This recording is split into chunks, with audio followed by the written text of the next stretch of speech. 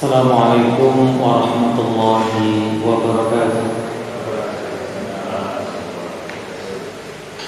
Innal hamdalillah nahmaduhu wa nasta'inuhu wa nastaghfiruh wa na'udzu billahi min shururi anfusina wa sayyiati a'malina. Man yahdihillahu fala mudilla lahu wa man yudlil fala hadiya lahu.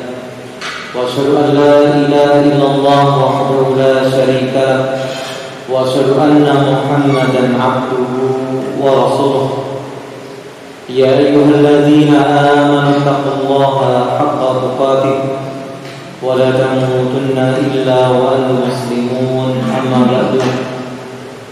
Kaum muslimin rahimakumullah, alhamdulillah kita bersyukur kehadirat Allah Subhanahu wa taala yang sampai detik ini masih melimpahkan begitu banyak kenikmatan, termasuk hadirnya kita di majelis yang mulia ini.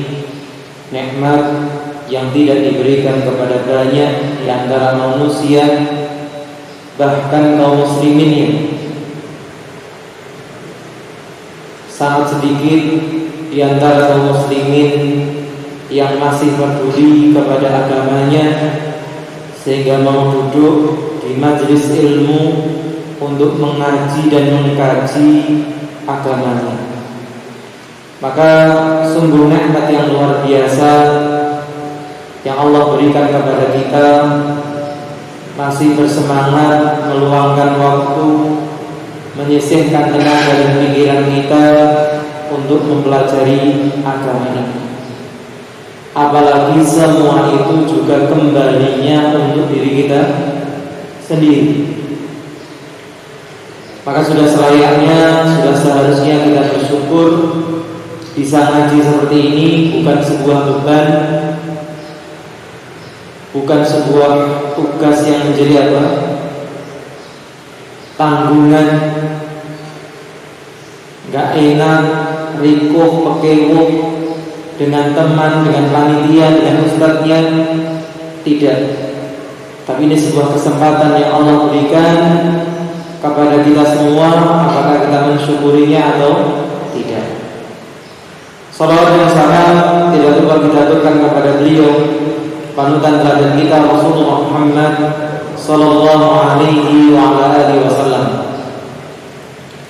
Di pertemuan yang lalu kita telah mengawali surat yang baru, yaitu surat Al-Lail yang telah disebutkan termasuk surat Makkiyah. Kita akan mulai dari ayat yang pertama. Allah berfirman, "Wal-laili idza yaghsha wan-nahari idza tajalla."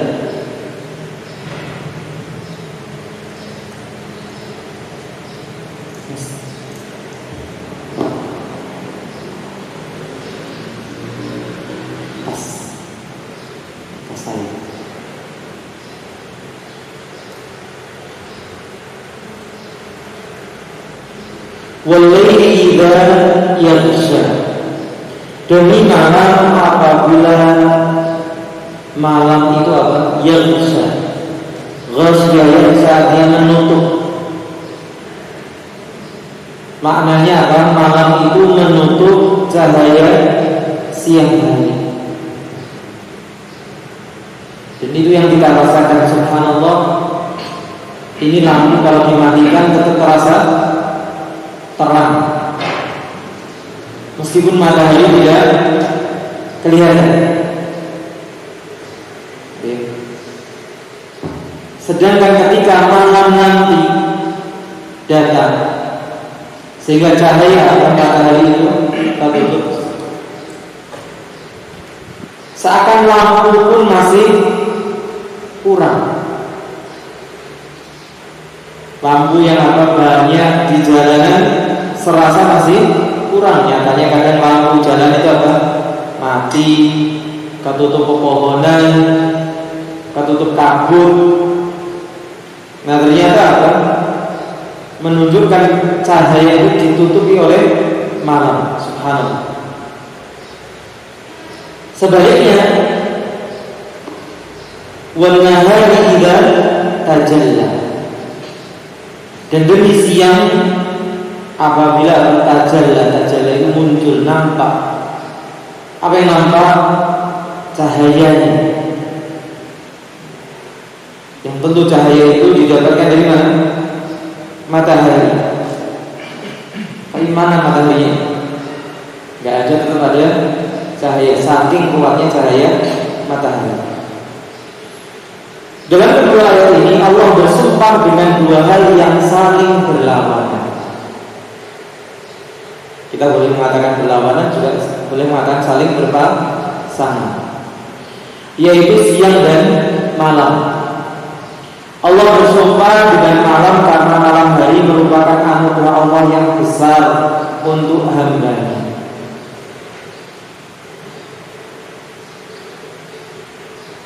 Ini yang kadang kita lupa, bahwa malam itu juga sebuah nikmat.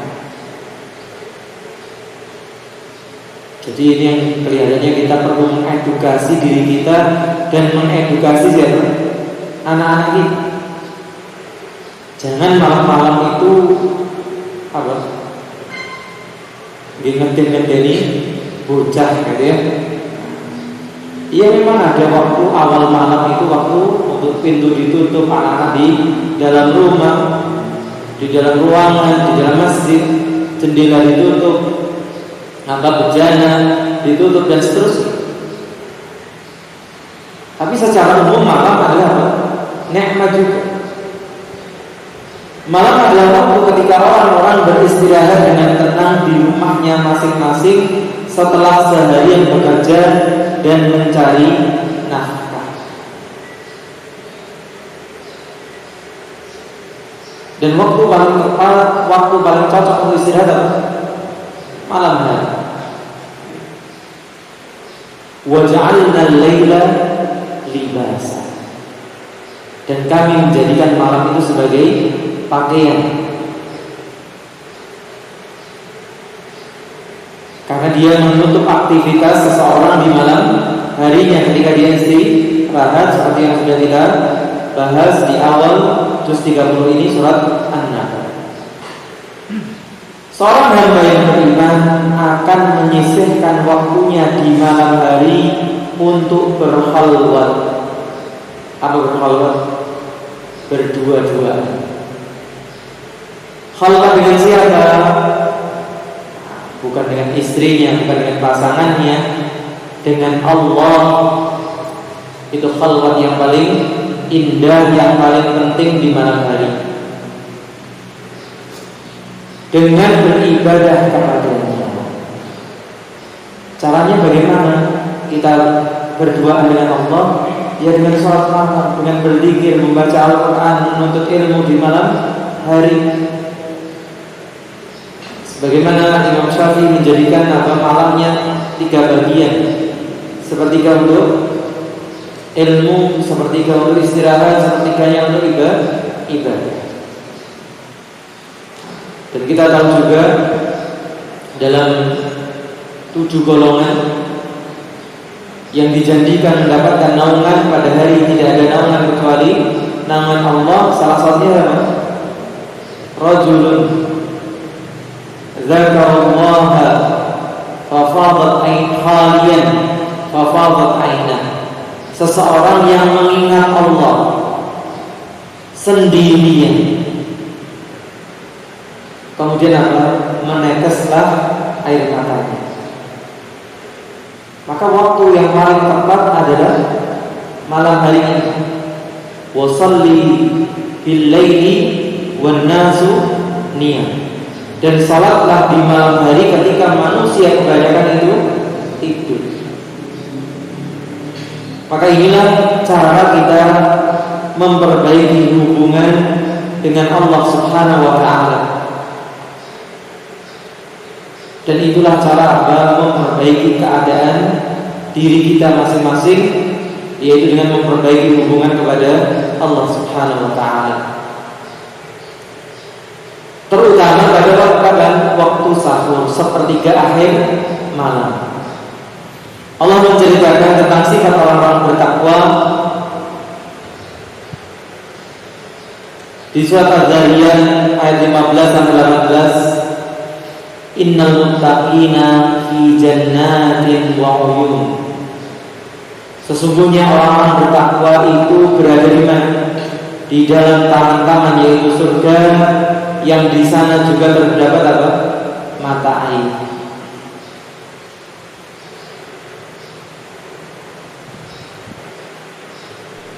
Dan mungkin yang mengikuti berita hanyutnya putranya Pak Ridwan Kamil ya, kita juga disuguhkan pemandangan subhanallah. Sungai kok bisa bersih biru kayak gitu.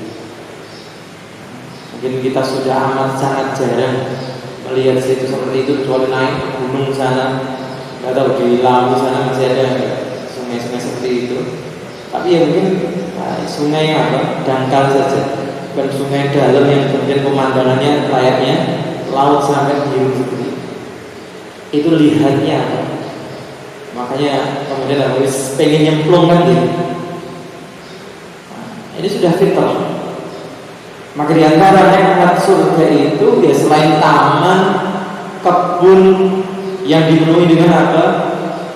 Pepohonan, mata air yang mengalirkan apa? Air yang demikian amat sangat indah. Kalau di dunia saja ada yang seperti itu, nanti kita tidak pernah membayangkan ada sungai seperti itu, gitu ya, bersih sampai biru seperti itu. Ini bagaimana surganya? Bagaimana dengan surganya Allah? Ahidina ma'atahum rabbuhum innahum kanu qabla dzalika muhsinin. Mereka mengambil apa yang diberikan Tuhan kepada mereka. Kemudian bukan hanya menikmati pemandangannya, juga makan-makan apa yang mereka sukai, mereka inginkan, yang diberikan oleh Allah Subhanahu wa ta'ala. Dan semua itu sesungguhnya mereka sebelum itu, yaitu di dunia, adalah orang-orang yang berbuat baik. Ini didapatkan tentu ada sebabnya. Sebabnya apa? Rahmat Allah. Rahmat Allah didapatkan dengan apa? Dengan berbuat baik. Seperti apa perbuatan baik mereka di dunia? Kanu qalilan minal laili ma yahja'un wa bil ashari hum yastaghfirun. Mereka sedikit sekali tidur pada waktu malam, dan pada akhir malam waktu sahur mereka memohon ampunan kepada Allah. Subhanallah. Jadi, kalau baca ayat-ayat yang seperti ini,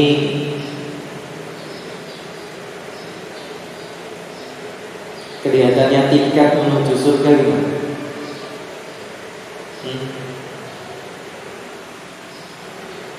Tiket menuju surga itu dengan berbuat baik. Di antara berbuat baik itu jangan banyak tidur.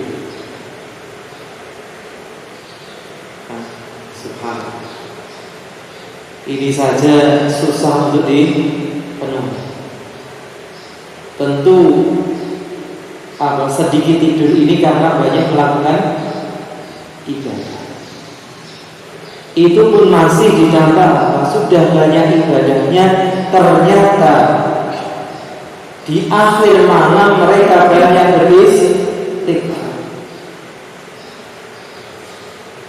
Terus bagaimana dengan kondisi yang sedikit ibadahnya dan sedikit istighfar? Allah SWT.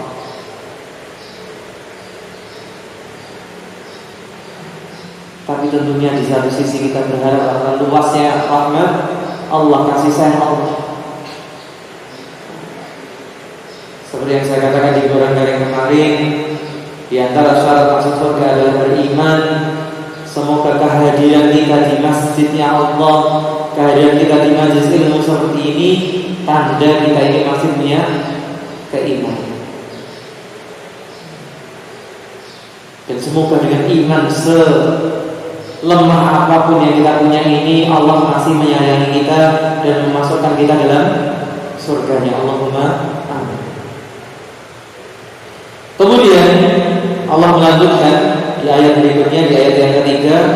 Kemudian Allah bersumpah dengan siang yang sebelumnya ya. Kemudian Allah bersumpah dengan siang yang menjadi waktu bagi manusia untuk bekerja dan mencari nafkah untuk hidup mereka. Wa ja'alna an-nahara ma'asya. Dan kami jadikan siang hari itu untuk ma'isyah, untuk mencari penghidupan, nafkah. Sehingga memang yang ideal bekerja itu di siang hari. Kemudian Allah mengatakan wa ma khalaqaz dzakara wal untha. Dan apa yang Allah ciptakan dari laki-laki dan perempuan. Dan demi apa yang Allah ciptakan laki-laki dan perempuan. Dijelaskan oleh penulis terkait ayat ini. Ada dua pendapat ulama mengenai lafaz ma. Sedikit bersinggungan dengan kaidah bahasa Arab. Ma di sini ma masdariyah, yaitu kata benda abstrak. Misalnya apa? Manusia, kemanusiaan.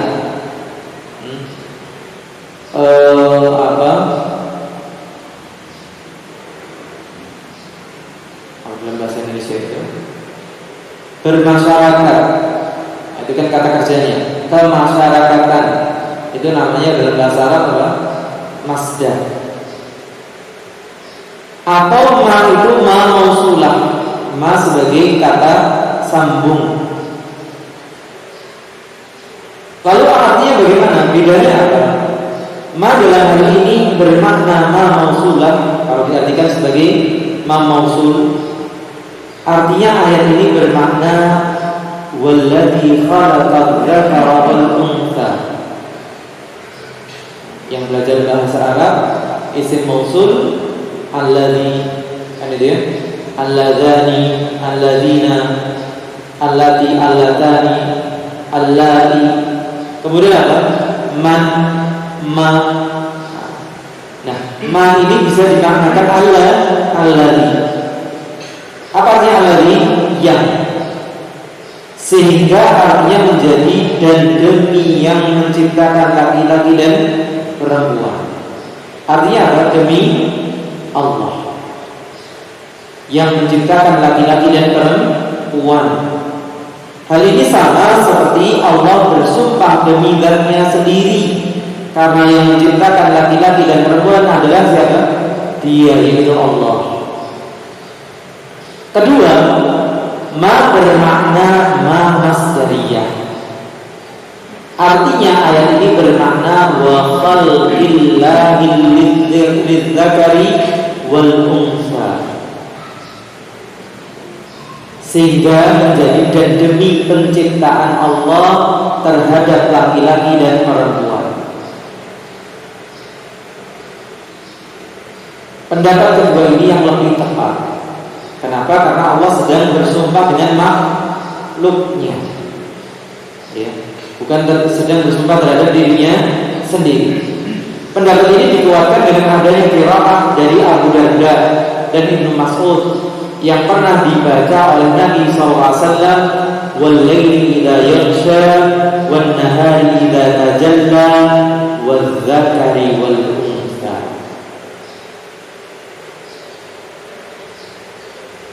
Jadi enggak ada apa? Wa ma khalaqal dzakara wal untha. Langsung wal dzakari wal untha. Dan demi laki-laki dan perempuan, artinya apa yang Allah ciptakan dari laki-laki dan perempuan. Meskipun setelah itu dimansuh. Apa dimansuh itu? Dihapus dari Al-Quran ketika Nabi menyetorkan bacaan yang terakhir kepada malaikat Jibril sebelum meninggal. Sehingga Nabi mengubah bacaannya seperti sekarang ini, wa ma khalaqadz dzakara wal untha. Inilah yang dipilih oleh mayoritas ulama dan termaktub di Mushaf Al-Utsmani yang tersebar di seluruh dunia. Jadi Mushaf Utsmani itu sebagian kadang salah kaprah, dikira mushaf yang dicetak di Madinah. Bukan. Mushaf Utsmani adalah yang kita pakai di seluruh dunia sekarang.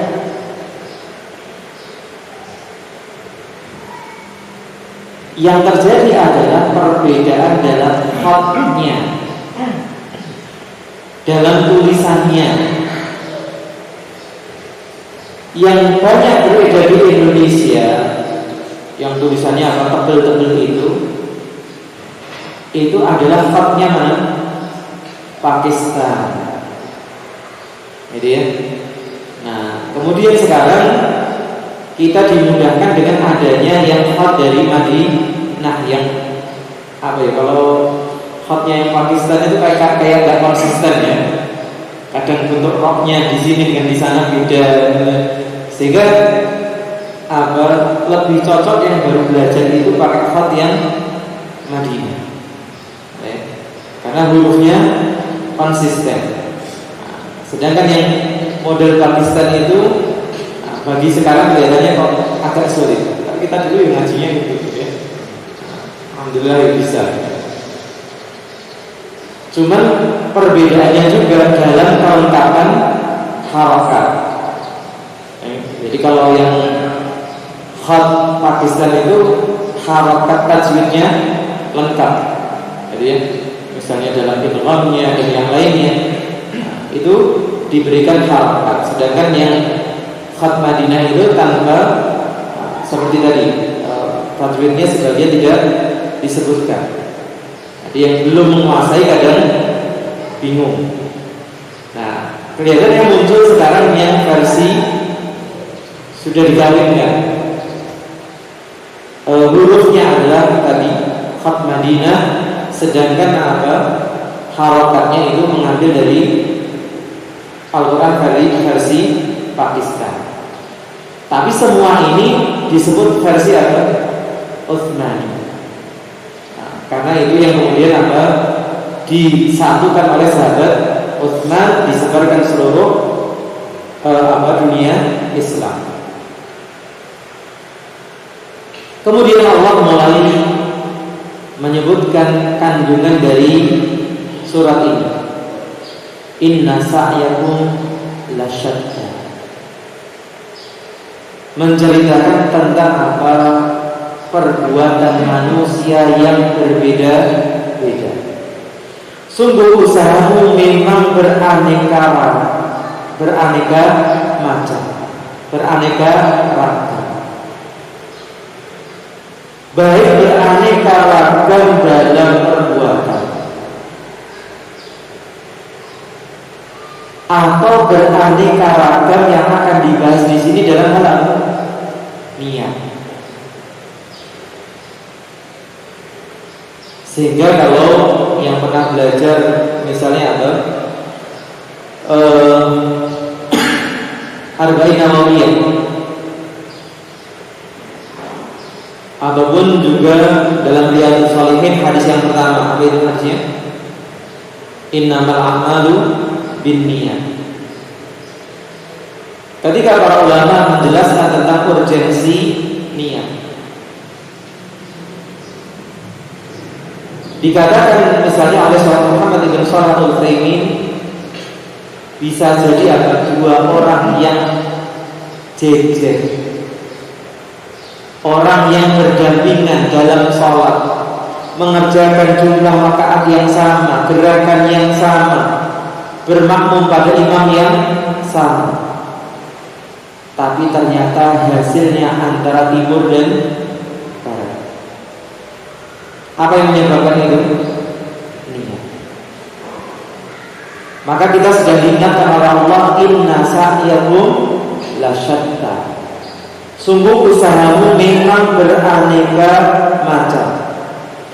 Pada ayat-ayat sebelumnya Allah bersumpah dengan berbagai makhluknya untuk menekankan bahwa amalan perbuatan manusia itu bermacam-macam. Seperti halnya siang dan malam, laki-laki dan perempuan, amal manusia juga terdiri dari amalan baik dan amalan buruk. Jadi ketika ada malam yang pasangannya ada siang, ada laki-laki pasangannya perempuan, ada kebaikan pasangannya apa? Keburukan.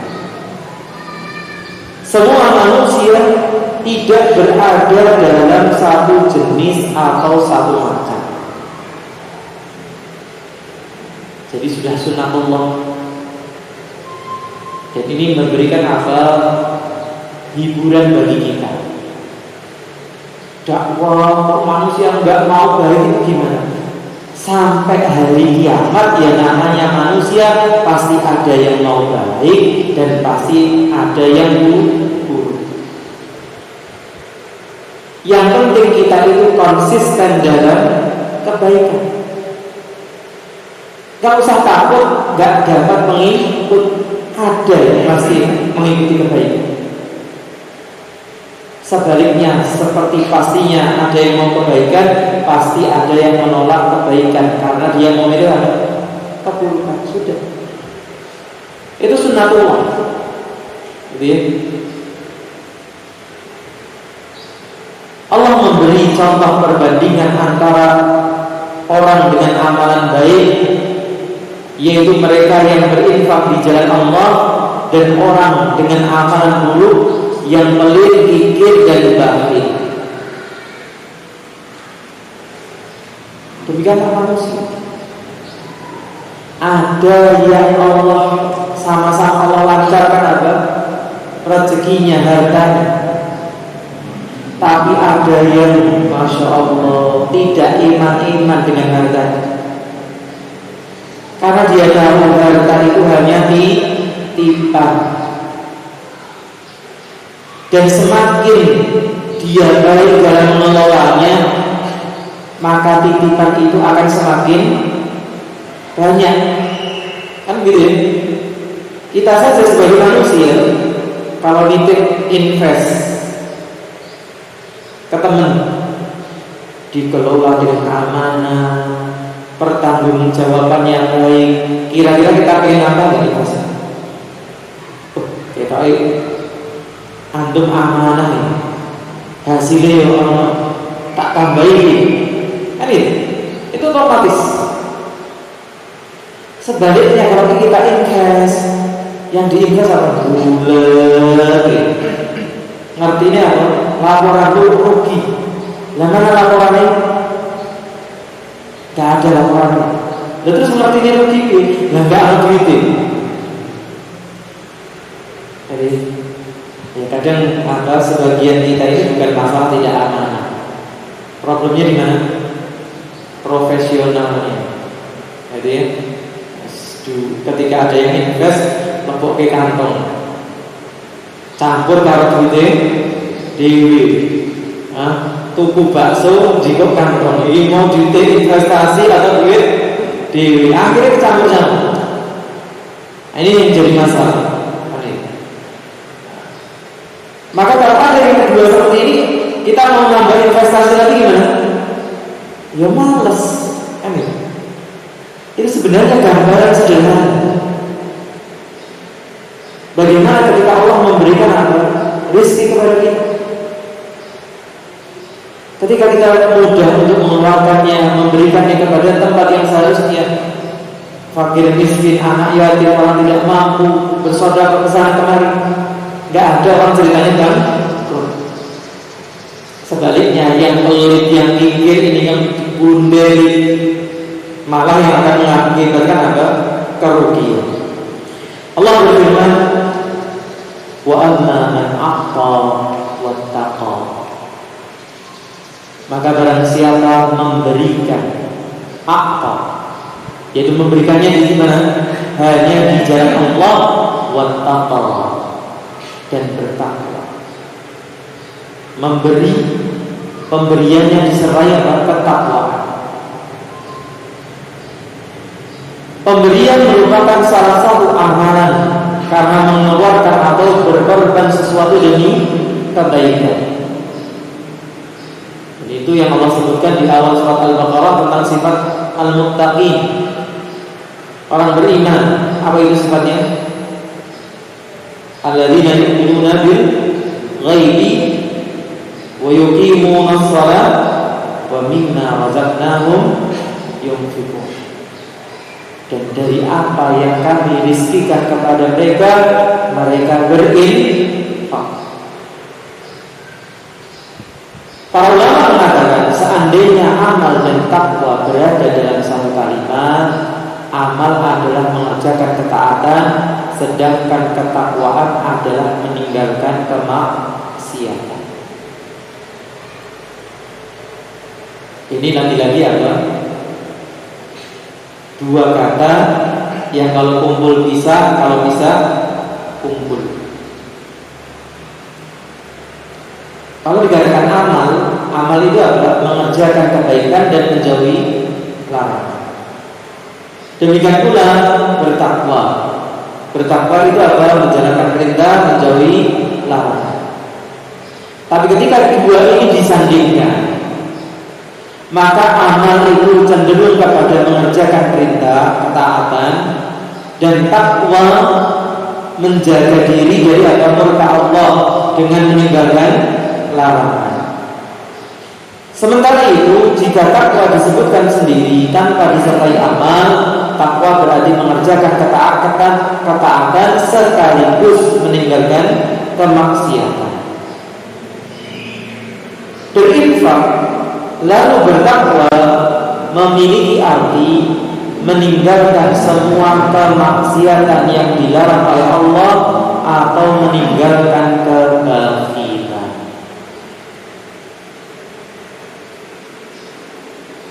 Berinfak, memberi, disandingkan dengan apa? Takwa. Berarti kita ketika memberi, jauhilah hal-hal yang dilarang, hal-hal yang terjadi kemaksiatan dalam pemberian kita.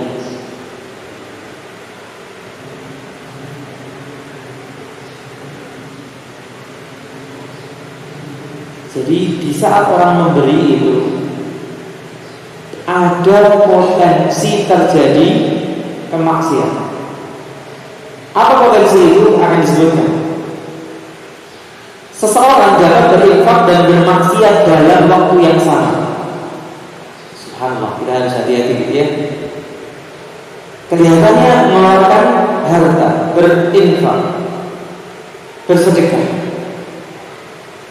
tapi ternyata di waktu yang sama sedang melakukan maksiat.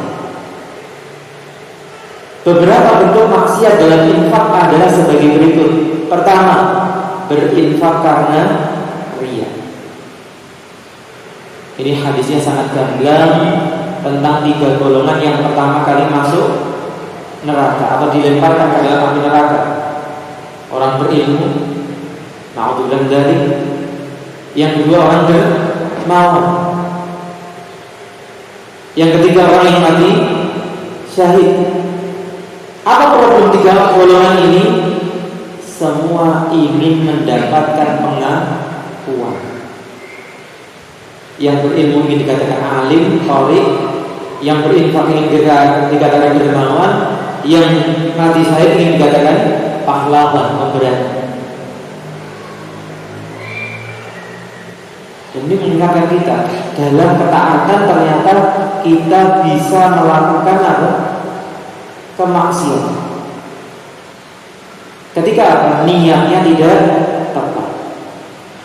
Seseorang berinfak agar dipuji dan namanya disebut oleh masyarakat.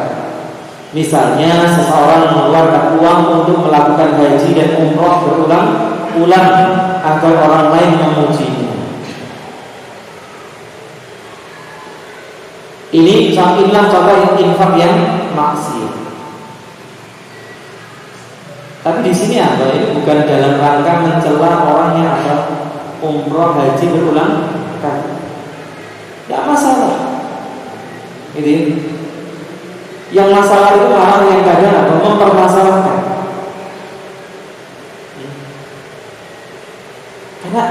dua hal yang tidak perlu apa dibenturkan. Mbok diinfakni wae duite daripada nggih umroh bolak-balik. Loh, apa kita tahu kalau dia itu tidak pernah infak, duitnya bertumpuk kayak dia umroh kok? Kita nggak tahu. Bahkan mungkin itu bentuk apa seudan kita. Bisa jadi apa dia itu dengan sembunyi-sembunyi berinfak ke sana, membantu sini, sehingga Allah lancarkan rezekinya apa? Bisa tiap tahun berangkat umroh. Ini kadang aneh orang ya. Ya bahasanya sekarang apa? Nyinyir gitu. Berapa duit-duitnya dewi gitu. Daripada di umroh bolak-balik kok gitu. Duit-duitnya dewi masih ribut. Oh, sing betul. Oh, ya gitu. Aneh gitu ya. Kenapa kita harus bersuudzon begitu? Harus membenturkan. Rasulullah SAW sendiri ada 6 kali umroh, tidak masalah. Dan disebutkan bahwa umrah haji itu menghapuskan kafaran. Kemudian dia umrah ya jelas orang nggak pakai gitu ya, bisa boleh balik gitu ya. Jadi subhanallah, yang ingin disoroti oleh penulis apa? Kalau pelakunya itu niatnya haji berkali-kali, umroh berkali-kali demi apa? Ujian, sanjungan.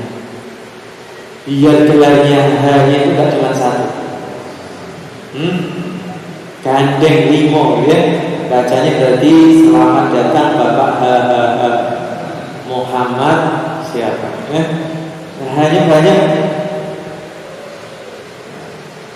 Nah ini yang disoroti. Jadi bukan tentang umrahnya berkali-kali. Jangan gagal paham. Tapi niat yang tidak benar ketika melakukan umrah berkali-kali. Antum akan merasakan ketika sudah pernah umrah, sudah pernah haji, doanya Nabi Ibrahim apa? Kerinduan untuk bisa umrah lagi. Walaupun kadang kalau dipikir apa 30 juta, 90 juta gitu ya, 40 juta haji, belum sanggup, belum mulai kan gitu. Subhanallah. Tapi yo pengen lagi, kalau duit-duit wis enggak iman-iman. Subhanallah. Yang kedua, berinfak dan ujub. Hati-hati. Dia mengeluarkan hartanya, sedekah infaknya, tapi di saat yang sama dia sedang merasakan apa? Saya itu Pak Fulan dan Bu Fulan itu kalau bukan saya bantu sudah nggak bisa makan. Si anak yatim itu kalau nggak saya sekolahkan dia nggak tahu jadi apa. Saya hati-hati dengan kalimat apa? Saya bangga diri. Seseorang menganggap dirinya hebat dengan membanggakan amalannya. Ia lupa bahwa semua hartanya berasal dari Allah. Cerita yang dulu diceritakan Ustaz Firanda, gitu ya, dan kemudian juga sering saya dengar di kajian beliau, itu beliau ketika tetangganya di Papua sana pulang dari haji, itu pegang kalkulator, sini Firta, kasih tahu, saya di Madinah itu sholat sekian kali, berarti sekian kali 1000. Ini itu belum di Mekah. Di Mekah itu saya sekian kali 100.000.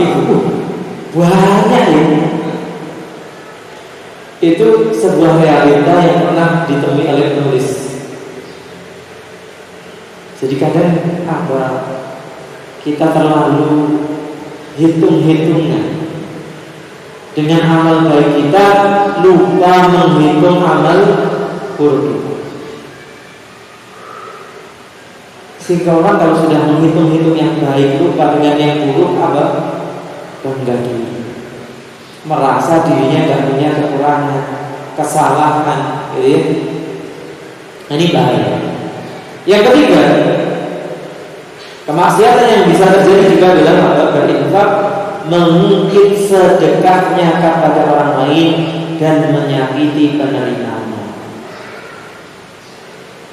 Ini kadang terjadi juga.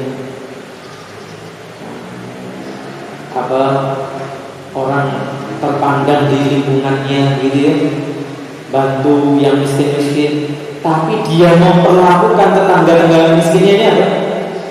Dengan semena-mena. Halah yang rata ewangi diungkit bantuannya. Subhanallah. Allah menyebutkan di surat Al-Baqarah, ya ayyuhalladzina amanu la tubtilu shadaqatikum bil manni wal adha. Ini sudah pada sahabat yang lalu. Jadi bukan hanya cerita sinetron, bukan drama yang kita lihat di sekitar kita saja, tapi ini realita yang sudah Allah prediksikan. Dan Allah apa? Ya bukan hanya Allah prediksikan, Allah Maha tahu bahwa itu apa akan terjadi dengan ilmunya Allah yang sempurna. Apa kata Allah? Wahai orang-orang yang beriman.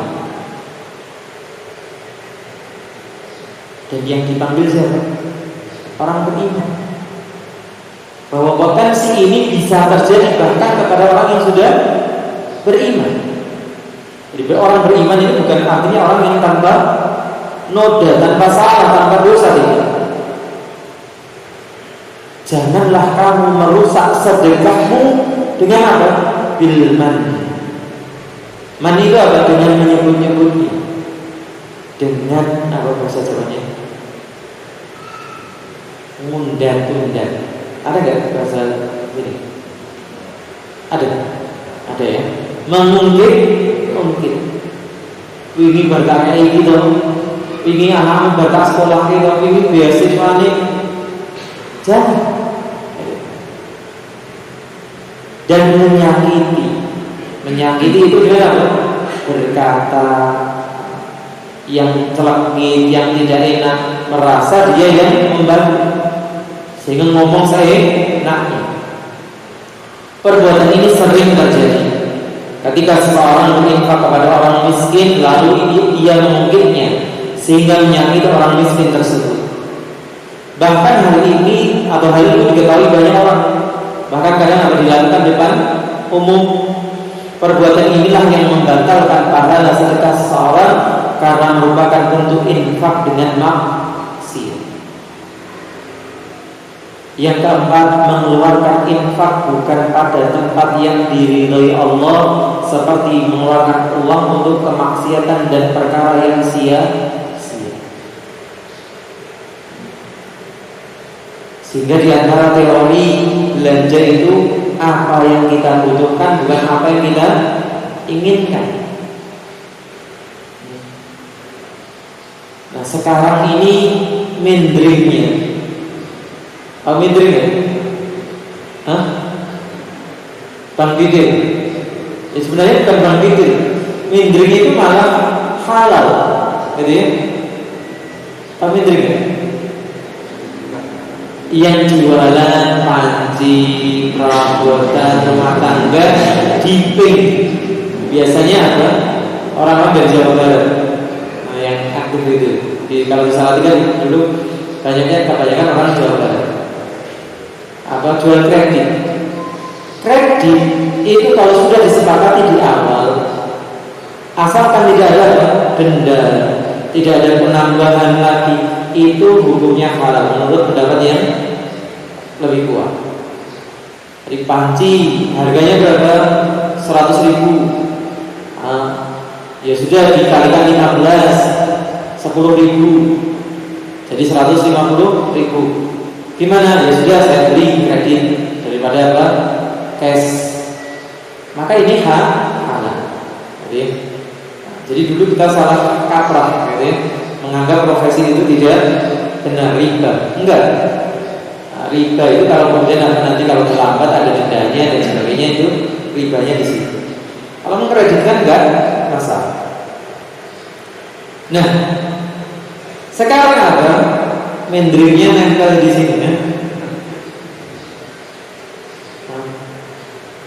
yang oranye, ada yang hijau, ada yang merah. Iya, mendringnya di sini ya. Nah, buka berita, ada yang oranye yang muncul, barang ini muncul, masya Allah. Marketplace ya. Nah, ya. Belanja online. Kadang karena apa tergiur 11. Ya tiap bulan kelihatannya ada 1, 2, 3, 4, 5, sampai 12. Alhamdulillah bulan itu cuma sampai 12 gitu ya. Kalau sampai 100 ya sampai 100. Karena diskon, karena harga murah. Akhirnya apa? Ini mumpung diskon harga setengah. Kita sedang untung 50% atau sudah mengeluarkan 50%. Nah, ini hakikat yang kita sadari. Kita bukan sedang hemat 50%. Kita sedang mengeluarkan uang 50%. Gak cuma ibu-ibu, bapak-bapak juga. Ibu-ibu itu apa? Barangnya kecil-kecil banyak. Bapak-bapak sekali tapi mahal, katanya begitu. Sama saja. Maka subhanallah, kadang membeli sesuatu karena pengen, akhirnya tidak terpakai. Jadi bukan karena nggak butuh, tapi pengen. Ini bahaya. Yang lebih bahaya lagi tentu beli yang maksiat. Dan khususnya kita sebagai suami, sebagai bapak, kadang karena nuruti istri, karena nuruti anak, sebagian bapak, sebagian suami gak berdaya. Akhirnya apa? Hal-hal yang mendorong berbuat maksiat. Yang terakhir di antara kemaksiatan adalah jatuh tempo.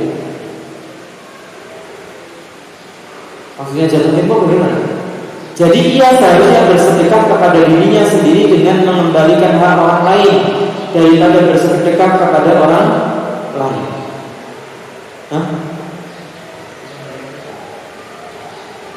Gimana ini maksudnya?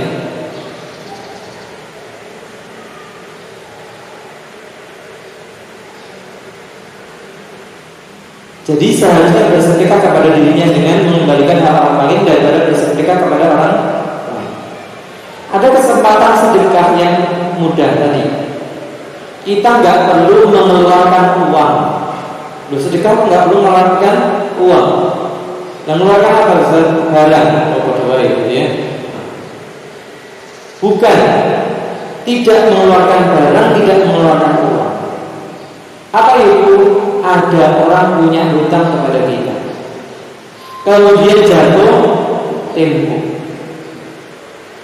Nah, seharusnya ini adalah peluang atau bersedekah. Caranya bagaimana?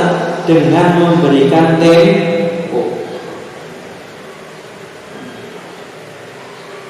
Tapi apa? Jangan kemudian yang hutang itu jadi makhluk gaib, hilang gitu ya. Katanya gitu ya. Sebutkan makhluk-makhluk gaib, malaikat, jin, tukang parkir dan orang hutan, ya. Tukang parkir itu kita datang nggak ada, itu pergi ada, ya. Nah orang hutan juga katanya gitu. Ketika dan mau hutang datang melas, begitu diutangi hilang. Kalau memang tidak mampu, ada alasan, sudah ngomong saja. Dan banyak kok. Sebenarnya orang mau menghutangi itu kan apa? Is duit nganggur, duit adem kan gitu. Bukan duit muter. Sehingga sebenarnya dia kalaupun ditunda pun tidak masalah. Yang jadi masalah itu yang hutang nggak ngomong. Nah, bagi yang memberikan hutang ini kesempatan apa? Bersedekah. tanpa mengeluarkan harta, tanpa mengeluarkan duit, yaitu memberikan apa? Tunda. Tapi Allah alam sisi kemaksiatannya gimana? Yang kelima.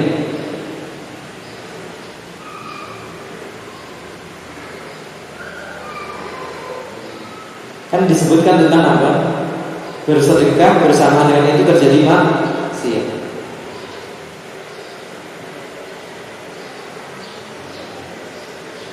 Nangkep ya sisi maksiat. Saya nggak nangkep dari penjelasannya penulis.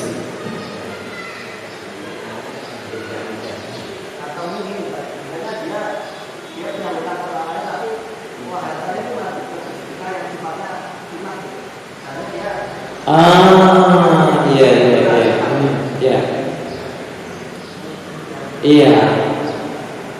Jadi bukan seperti yang kita pahami tadi. Jatuh tempo. Jadi iya, orang ini punya hutang. Seharusnya bersedekah kepada dirinya sendiri dengan mengembalikan hak orang lain. Jadi ketika dia punya duit dan sudah jatuh temponya, apa kewajibannya? Bersedekah kepada dirinya, yaitu dengan membayar, melunasi hutang. Nah kadang mungkin ya, tapi ini kecil gitu ya, orang malah apa? Sedekah. Nah ini berkaitan dengan apa yang akan kita hadapi. Kurban. Mendahulukan hutangnya dulu atau kurbannya dulu? Maka dilihat, kalau memang hutangnya belum jatuh tempo, boleh, tidak mengapa mendahulukan apa? Kurbannya dulu. Dengan asumsi dia punya pemasukan lain untuk melunasi apa? Hutang. Tapi kalau pemasukan ini adalah pemasukan yang jalan, artinya alhamdulillah dapat rezeki, gitu ya, bukan rutin ini pemasukan, mungkin insentif yang tidak biasanya, atau orang borong dagangannya tidak seperti biasanya, ya dia akan mendahulukan hutangnya, apalagi hutangnya sudah jatuh tempo. Wallahu a'lam. Oke, silakan kalau mungkin ada koreksi, tambahan, pertanyaan.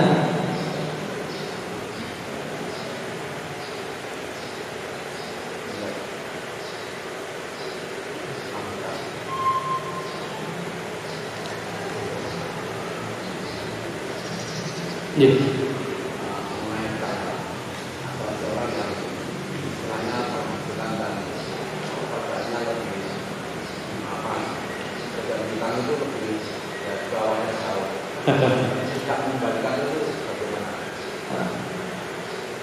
Bagaimana dengan orang yang secara income-nya lebih besar, hutang kepada orang yang income-nya jauh lebih kecil, terus gak dikembalikan, gitu. Nah ini yang pertama apa? Itulah yang namanya berkah. Dari sinilah kita memahami arti keberkah. Kalau pernah saya singgung tentang arti keberkahan itu, misalnya apa? Teman seleting, pangkatnya sama, jabatannya sama, satunya kakek utang, yang satunya apa? Tentrem. Ini kan menunjukkan keberkahan. Apalagi yang seperti ini, pangkatnya dulu, gajinya akeh, utangnya malah pada jenderal, utangnya lokal, gitu kan? Nah, bagaimana kalau tidak mengembalikan? Dia jelas hutang baik dari kaya ke miskin, miskin ke kaya sama saja, akan menjadi tanggungan di akhirat. Ya, kalau tidak diselesaikan di dunia.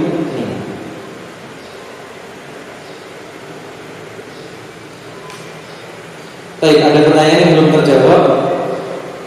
Bismillah, apa Ustaz, pertanyaan jawab tema saat di Masjid Nabawi dan di Masjidil Haram, sehabis sholat wajib selalu ada sholat jenazah, atau itu sholat gaib jenazah ya Ustaz? Karena habis sholat subuh pun ada. Iya, itu sholat jenazah. Kenapa? Karena di Mekah Madinah itu jenazah dipusatkan hanya di Masjid Nabawi dan Masjidil Haram. Jadi tidak disolati di mana, di masjid kampungnya enggak. Jadi ya itu mungkin satu kelemahan juga gitu ya. Apa artinya enggak bisa disolati tetangganya dan sebagainya, yang mati sopo. Kadang mungkin tetangganya enggak tahu. Gitu ya. Karena apa, begitu meninggal, mungkin kalau yang di rumah sakit atau meninggal di rumah, ambulan datang kemudian langsung dibawa ke Masjid Nabawi atau ke Masjidil Haram. Kalau Masjidil Nabawi, Masjid Nabawi itu kemudian dimakamkan di Baqi, kalau di Masjidil Haram di Ma'lan. Nah, kalau Masjid Nabawi masih manual di Panggul, kalau yang di Masjidil Haram sudah pakai mobil seperti mobil golf gitu, membawanya. Nah itu memang ada setiap waktu sholat. Jadi bukan sholat wajib. Nah, bagaimana ketika kita tidak bisa bahasa Arab, sehingga tidak tahu yang meninggal ini berapa? Apakah yang meninggal satu, dua, banyak, yang meninggal laki atau perempuan? Karena sebenarnya kalau Anda perhatikan itu dijelaskan as-salatu 'alal amwati rahimahumullah.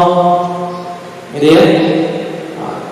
Salat itu siapa? Mayit-mayit. Jadi ada banyak jenazah, mungkin laki-laki banyak, perempuan dan laki-laki banyak. Jadi atau alal mayyit, tadi kadang ada jenazah perempuan saja, alal mayyit, jenazah laki-laki saja. Mayit ini dua jenazah perempuan, mayyit ini.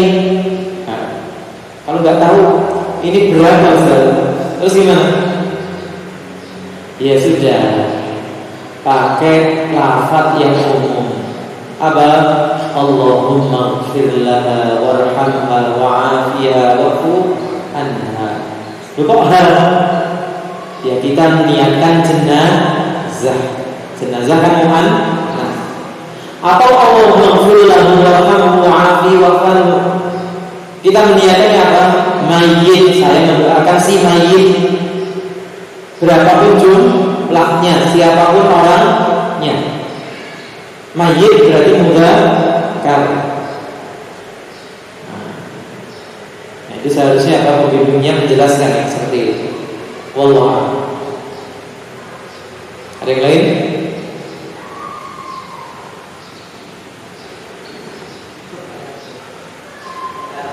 Ya.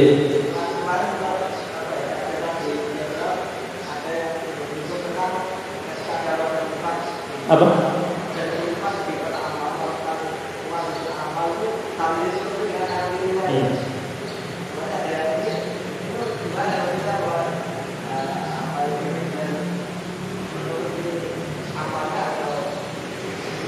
Insyaallah, ya. Sempat jadi perdebatan. Kita nggak usah apa masalah ketika memasukkan infak ke kotak amal, biasanya ini terjadi pas kajian atau pas Jumatan gitu ya, kalau di masyarakat umum itu ketika kotak itu dikelilingkan, kemudian memasukkan sambil ditutupi. Kemudian dikatakan apa, menutup itu tidak ada artinya, karena apa? Sudah kelihatan dia memasukkan ke kotak.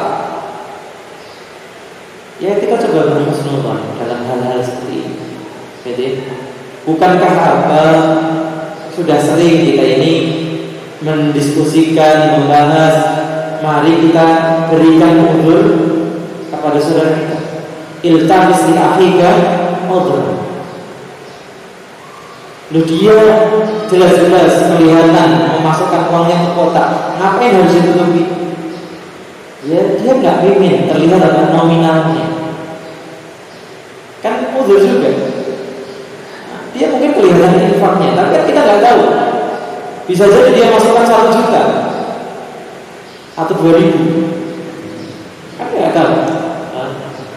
maka kembali ke urusan masing-masing. Jadi kita nggak usah apalagi ini urusan hati, urusan niat. Dan kita mengakibatkan apa tadi, memberikan udzur. Wallahu a'lam. Itu pendapat pribadi seperti itu. Jadi orang mau berinfak dengan cara apapun. Bahkan dalam ayat kan disebutkan sirran wa alaniyah. Berinfak itu boleh sembunyi-sembunyi, terang-terangan juga boleh. Nggak ada masalah. Jadi, cuman yang menjadi masalah niat. Yang sembunyi-sembunyi pun kalau niatnya nggak benar, juga nggak baik. Sebaliknya terang-terangan, kalau niatnya ikhlas, insya Allah jadi amal saleh. Sedangkan niat itu bukan ranah yang kita punya. Innamal a'malu binniyat dikatakan apa? Timbangan batin. Kita hanya bisa menilai lewat timbangan dhamir. Man 'amila 'amalan laisa 'alaihi amruna fa huwa radd. Sedangkan innamal a'malu binniyat kita kembalikan kepada Allah. Allah.